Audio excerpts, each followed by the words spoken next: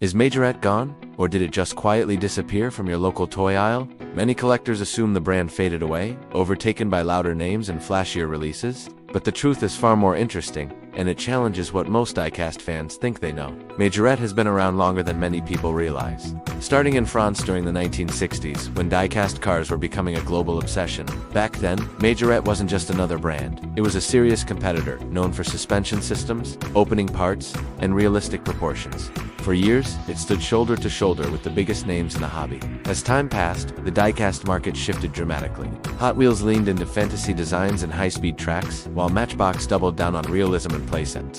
Majorette took a quieter path, staying focused on European cars and authentic details, which slowly pushed it out of the spotlight in some regions. This led many collectors to believe the company had stopped producing altogether. Store shelves told that story too, with Majorette cars becoming harder to find in North America.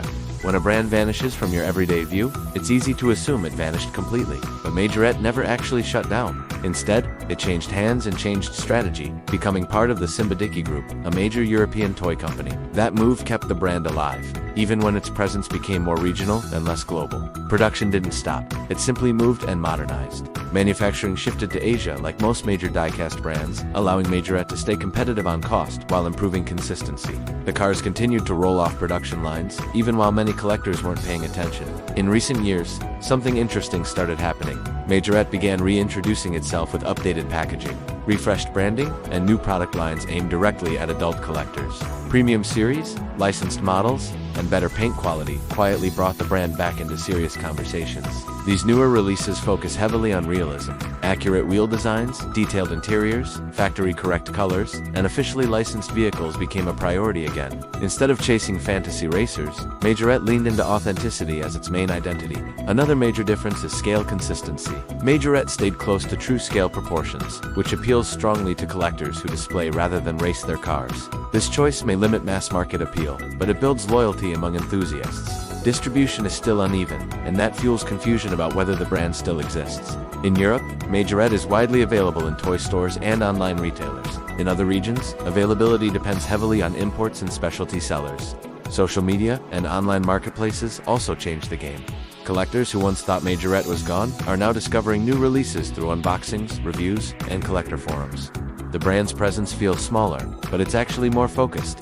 Majorette also benefits from strong licensing relationships. European manufacturers like Volkswagen, Porsche, Renault, and Mercedes-Benz are well represented. This gives the brand a distinct lineup that feels different from its competitors. Instead of trying to outshine others with speed or gimmicks, Majorette positions itself as understated and realistic. That strategy doesn't grab immediate attention, but it builds long-term credibility. It's a slower burn that rewards patience. So is Majorette still producing Diecast cars?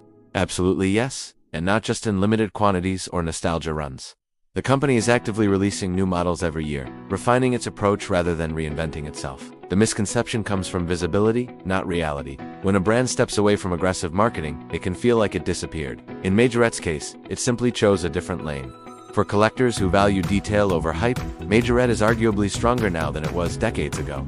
The cars feel more deliberate, more accurate, and more collector-focused. It's a quiet comeback rather than a loud relaunch. This makes Majorette an interesting case study in survival. While many toy brands burn out or chase trends, Majorette adapted without abandoning its core identity. That balance is rare in the Diecast world. If you've written Majorette off as a thing of the past, it might be time to take another look. The brand never died, it just stopped shouting. And sometimes, the quiet ones last the longest. If you enjoy uncovering hidden truths behind collector brands and forgotten names, let me know what company you want explored next. Drop a comment, and consider subscribing for more deep dives into the Diecast world.